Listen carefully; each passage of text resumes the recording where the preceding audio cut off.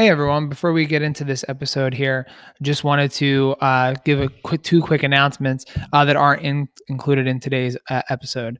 The first one is there was a message on your 2024 Schoology page about the t-shirt fundraiser that ends on December 23rd. So it's the class of 2024 t-shirts. You can buy those on the on your Schoology page in class of 2024, and that's due by December 23rd. So make sure you get that done before the holidays if you want a shirt. And the second one is to offer a sincere apology to a student that was included in the Attitude of Gratitude episode. I read the name wrong off of the post. The student's name is Gianni Del Rio, not Gianna. So it's Gianni Del Rio. And he is a guy, not a girl, as I identified him because I thought it said Gianna. So sorry to Gianni. I told him I'd give him a shout out here at the beginning of this episode. So wanted to make sure I did that and made sure that he heard that. So thanks a lot. And on to the episode. All right, everyone. So welcome to this week's episode of the Ninth Grade Experience podcast. We took a week off last week after Thanksgiving. I guess we ate too much turkey, but we're back at it this week with two of our, we called them in the last time we had them on, our OG guests here. This might be their fifth or sixth appearance on the podcast here, whether they're on together or talking about other initiatives or talking about our wellness or our Thanksgiving attitude of gratitude or other things like that. So big thanks to Mrs. Demchak and Mr. McInerney for joining us today to kind of give basically the rundown of how the year's been going and where our freshman class is looking towards here as we come into the holiday season. So thanks a lot for joining us. Thanks for having us. So yeah, it was funny. I was looking through and I feel like we always talk, and we do because we're always in meetings, but I thought we had talked earlier this year for the podcast and it never came together. So it's kind of odd that it took us till December to get talking here, but I think this is a good spot since we've had 3 months of our schooling year so far. Is kind of just from a counseling perspective, what are some of the challenges or the things that you've seen that have really impacted our freshmen here at the beginning of the school year? We've only been in school in the in-school version for about 2 weeks out of the 20 almost that we've had. So what are some of the challenges that you've seen so far kind of as our freshmen have transitioned from middle school to high school so far this year? It's interesting that you bring this up because I had an IEP meeting earlier today and kind of talked about this. It's a difficult spot for everyone. And I do really feel for our ninth graders, because not only are they trying to adjust to like all the changes that high school in general brings, but now they also have to, try to adjust to all of these changes that this pandemic has brought. And so it's almost like a double whammy, for our ninth graders. And so I'm happy to be here today and kind of give them a recap of like where we are and like where we're going, as far as this school year goes. Yeah, I would say the same thing. I know everyone just keeps talking about the pandemic and, the dreaded words of new normal.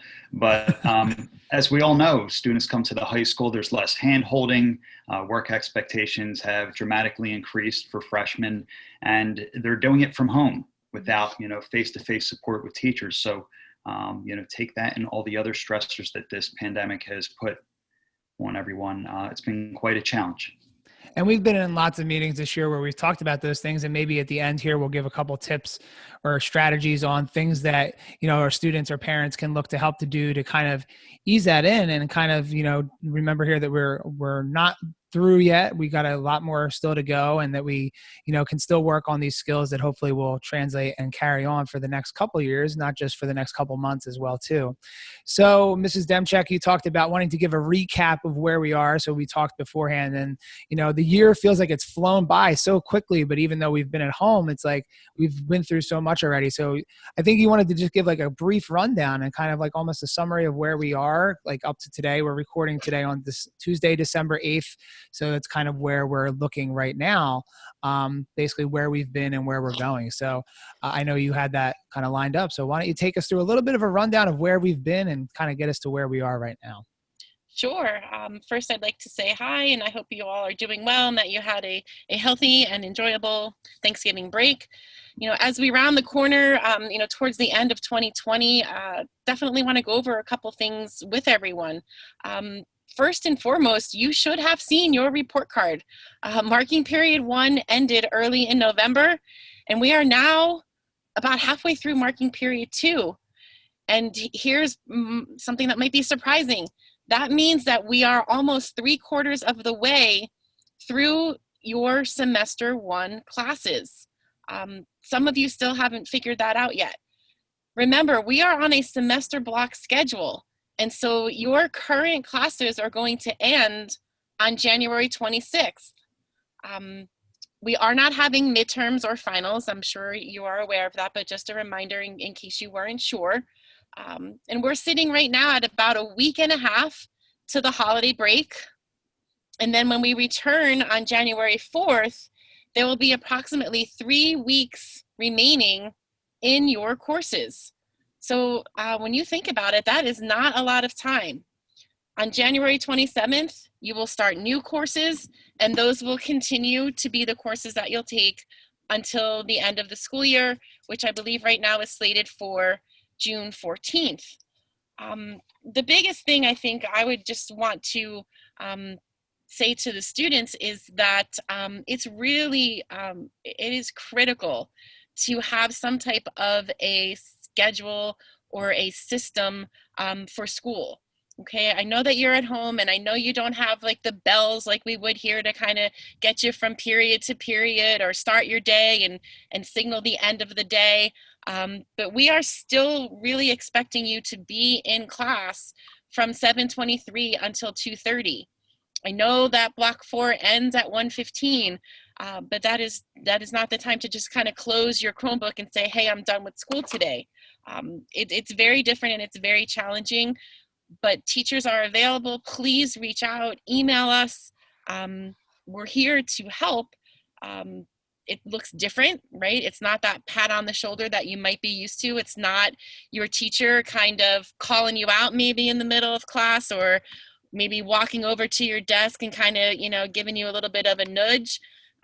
You kind of have to take a more active role. And I know for many of you that is very, very, very new.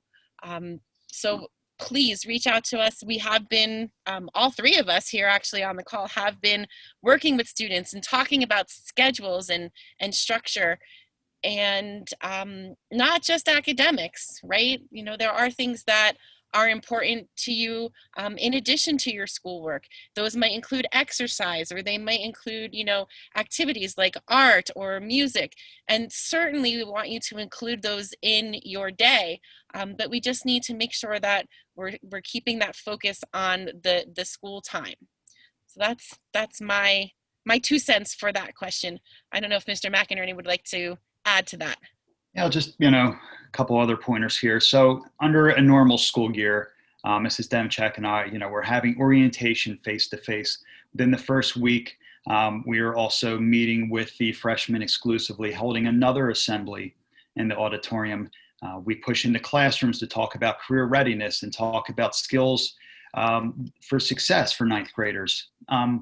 So we're missing that component. We understand kids are online, but if we haven't said it or you haven't heard it, I just think that one thing we always talk about is that when you come to the high school, everything counts. So we have this virtual environment. It's very hard to be motivated, to be an independent learner without all those prompts and reminders. Parents are going to work. So it's really up to you to be focused. And we realize that is difficult, but it's very different from elementary and middle school. When you don't pass a class, you don't earn the credits towards graduation. So, you may have heard it, or if you haven't seen it yet, or we need to cover it and provide reminders. You need to pass certain courses, which we consider requirements, and you need to earn 21 credits.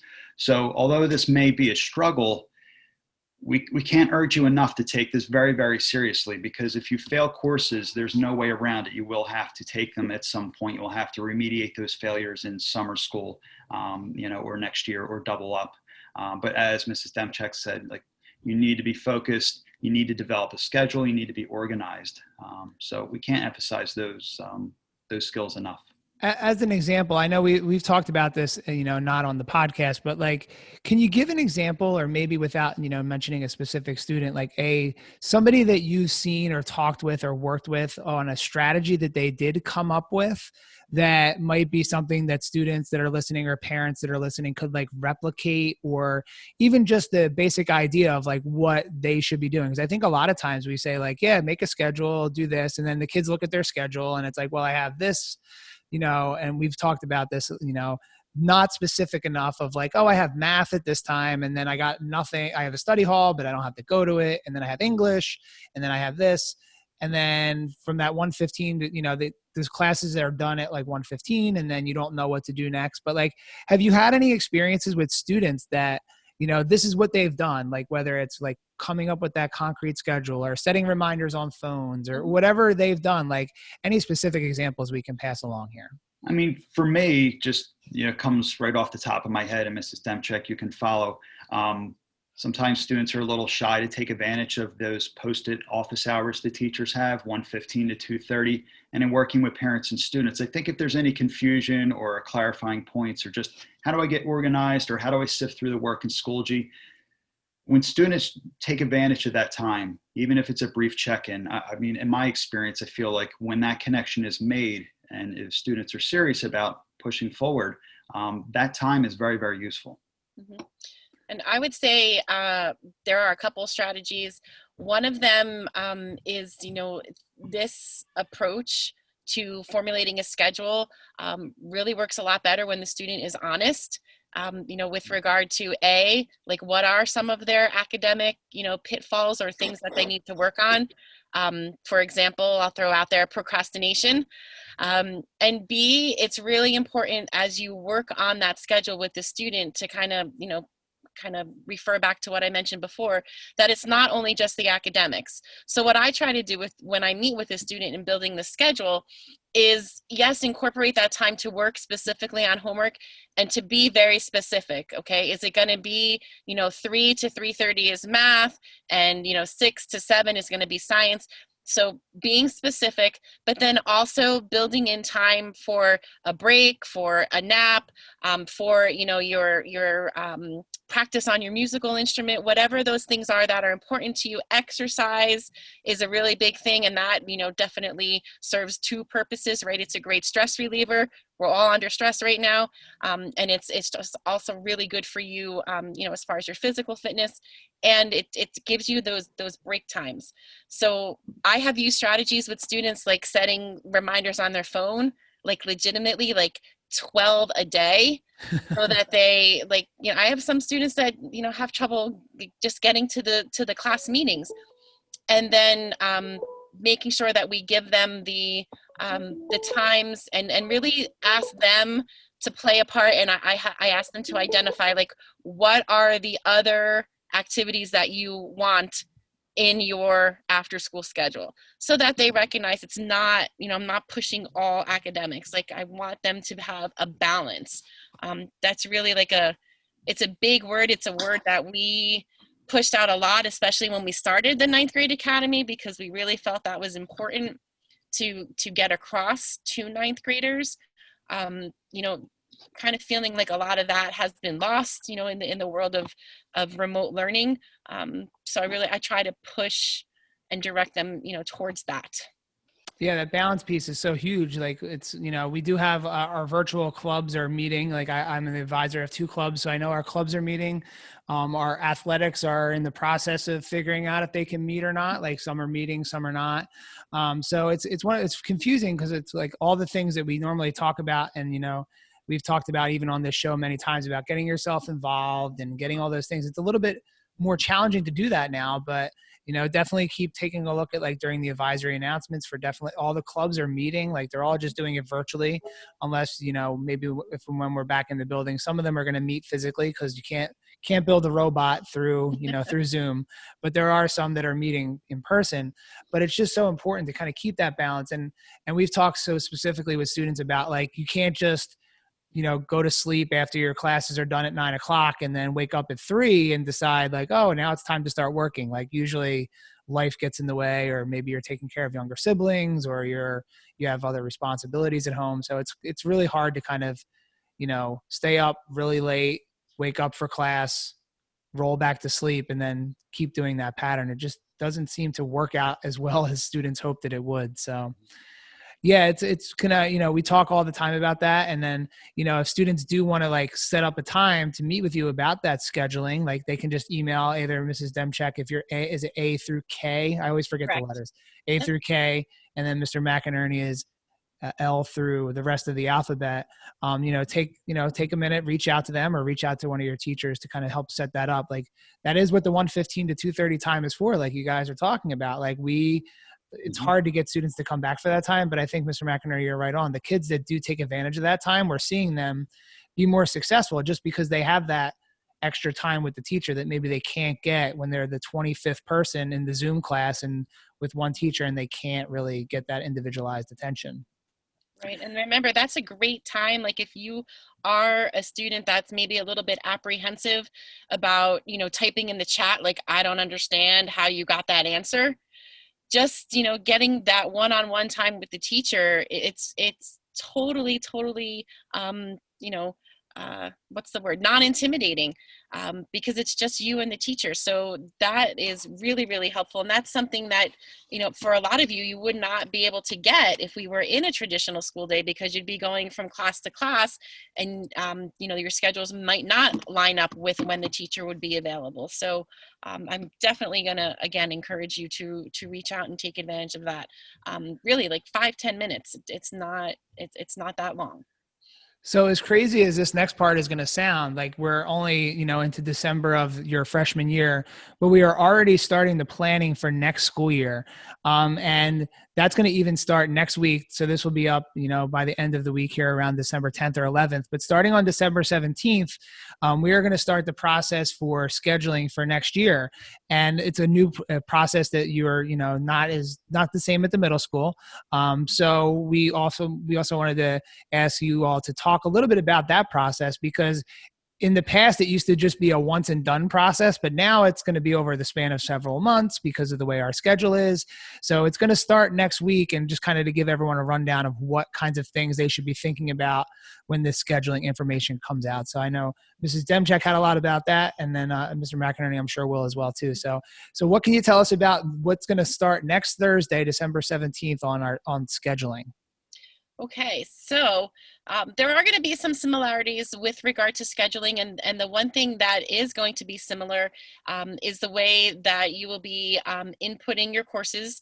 You, as current ninth graders, did this last spring, and you did it virtually. So you definitely have a little bit of an advantage there. What else is going to be similar? You will get recommendations from your current teachers. Now remember, we're on that semester block schedule. So here's where the difference comes in. We're actually going to have 2 periods or 2 windows of recommendations. The first, as Mr. Stuchko said, is going to start December 17th. The window is from the 17th to the 21st. Okay, your teachers will let you know what day they're going to be doing the course recommendations for that particular class. And just like last year, these recommendations are going to be based on like your performance and your work habits and your study habits. And for some of you, that might be something that you are really, really proud of because you're doing really well. And others of you might need to make, some adjustments to that. The process is going to be online. We actually have created a Google form for you to keep track of what's being recommended. Once you submit it, it's going to be recorded for us, and it will also be sent back to your school email address, so that if you do need to make any edits to it between December and then the second round of recommendations that's going to occur in March, you can do that. In March, you will be getting the recommendations from your semester 2 teachers. And then at the end of March, we are going to send out a verification, and we will start building the master schedule in May, with the goal of getting all students a list of their scheduled courses, not their schedule, not their teachers, but a list of scheduled courses by the end of this school year. as rising 10th graders, okay, the courses that you should be thinking about for next year, okay, everyone needs to take English 10. Most of you will take American Studies 2. Some of you will take a different history course, especially if you had APUSH this year. Everyone will be taking the next math course in the sequence. Everyone will also be taking a science course. For most of you, it will be biology, but for those of you who have biology this year, you will take the next science in the sequence. Health Part B, okay, you did take Health A this year, and you'll take Health Part B as a sophomore. All sophomores will take aquatics, except for those students who attend LCTI. 10th graders also take driver education. Okay, this is like a rules of the road kind of course, and that course is completely online. We started that this year. And then finally, you will take electives, okay, to make sure that you meet the minimum of 5.25 credits that you need each year. Electives could be in a variety of different subject areas. Certainly could be the next level of a world language if you took a world language this year. It could be in art, it could be in music, journalism, tech education, all of those things. Finally, if you are interested in LCTI and you are not attending this year, you will need to fill out an application. More information will be coming about that, but just kind of tuck that into the back of your brain there that if you're new to LCTI, you do need to complete an application. Mr. McInerney, you want to add anything else to that? I was going to say, I think you might have taken him right out of the game there on that one. That was very comprehensive. I don't know if I think you covered it all. If anything, compared to even in 8th grade where it was one round, and historically when we were in a traditional schedule, it was one round in the spring. But now that we have a traditional block, we need to get the recommendations of the current teachers, and then we'll do that again for the spring. So we capture all teachers on your schedule. So, but just one thing to think about too, and this is for our students to take a lot of challenging classes. As I think we always talk about, maybe not necessarily over scheduling yourself. So really, realistically thinking about those classes that you really want to take that are important to you, that will fit into that schedule. Because you might have the intention right now of taking AP everything next year, but that's not going to create a manageable schedule for you unless you are deciding not to eat or sleep or do whatever. So I don't know, Mr. McInerney, maybe I'll ask that question about like maybe being realistic when you're building your schedule to make sure that you kind of build a schedule that is realistic. Well, first I'll say, are there students who can handle a maxed out schedule? Absolutely. We've seen it, honors AP. As counselors, we always emphasize happy and healthy. So balance is key, not just academics, but as Mrs. Demchak said, outside of the classroom, whether it's exercise, eating right, other extracurriculars. But sometimes I've seen in my experience, you'll have a student that will put down a whole slew of courses. So number one, we recommend typically for all students between 6 to 7, so 6 to 7 credits. So you have a break in the day. But sometimes I've seen this strategy employed where students will say, I never get what I want anyhow, so I'll write down as many courses as I can. And then if they're that 1 or 2% where the scheduling gods work in their favor and they get their schedule back and it is jam-packed, and they may not pay attention to the fact that they are maxed out with no breaks in their day. And then what happens is the deadline to make changes passes, and then that student now has to handle that overloaded schedule. So I think it's a conversation that students need to have with their parents to talk about what their whole day is like, what their weekly schedule is like, if they have outside commitments, extracurriculars, and let's face it, a break in the day is a good thing. We don't need anyone burning out in high school. Right. And next year's schedule is going to be a little bit different than it is this year. It is going to be a block, but it's going to be an A-B block. So you will only be having 4 classes on an A day, but then on the B day, you're going to have 4 different classes. So it's also going to be a little bit of an adjustment again next year, just due to the nature of the schedule. And lots of information will be out. Like I'm sure there'll be stuff from the counseling department, even next week, like on the Wednesday before, kind of talking about scheduling, or even on that Thursday. But we'll make sure that you'll have this a week in advance here to kind of take a look through that and think about those kind of different things. And again, if anything, you're not necessarily like on the first day, like emailing right away, but like if you're kind of trying to make those decisions about what to take and those kinds of things, make sure you're looking at the program of studies, make sure you're kind of taking a think about realistically like what you're interested in, what you want to do. Because if you're, if you want to be a math person, maybe AP English isn't the class for you next year. Maybe eventually you might want to take that, but if you're already in like, AP calculus as a freshman and maybe you're going to keep along that route, maybe next year is not the year to try and take all the different stuff. So I think that's great advice there about, happiness, and I forget exactly what you said, happiness and health over jam packing your schedule there. And that's something that, I think a lot of times kids think that they have to take everything, but in reality, sometimes just kind of giving yourself a little bit of breather is important too. So that's, kind of summarizing there. So we kind of talked about our beginning of the year. We talked about where we're going. So as we kind of finish up here, is there any other, as we head into the holidays, any other things to kind of look at from the counseling end, or things, kind of you want to tell students to kind of keep an eye about, like as we kind of close down 2020, obviously not the school year, but just kind of going into the holiday season here? I would just say that, for those students who might be struggling, we do understand that this is very, very challenging. So as educators, we would love for you to be in the building. So by no means are we saying that this is an easy situation. However, we talked about the importance of those courses and the importance of passing them for credits and graduation, but also just remember that you were recommended for those courses because your teachers knew that you were completely capable academically and succeeding in those courses. So although maybe you wouldn't pull an A in a class because you're in virtual and you find it more challenging, you are in those classes for a reason. So do the best you can and, try to finish out the year strong. Awesome. I would agree wholeheartedly.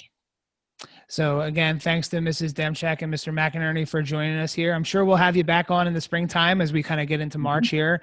You always have the open invite here to kind of always come on and talk to us about different things that are impacting students, not just in the classroom, but outside as well too. So we'll always appreciate having you on. And, there's, like I said, I feel like sometimes you are the unofficial second and third co-host of this podcast sometimes for as many times as you've been on. So I appreciate you always being there, answering the emails, ready to come on and kind of give the students a little bit of insight here into what's going on during their freshman year. So thanks a lot, and continued good health. Hopefully everyone's doing well on their end. It looks like everyone's at home right now, but maybe we'll see each other in the building next week, socially distanced and far apart, or maybe we won't. So we'll have to see where we are. All right, thanks so much. All right. Thanks, everybody.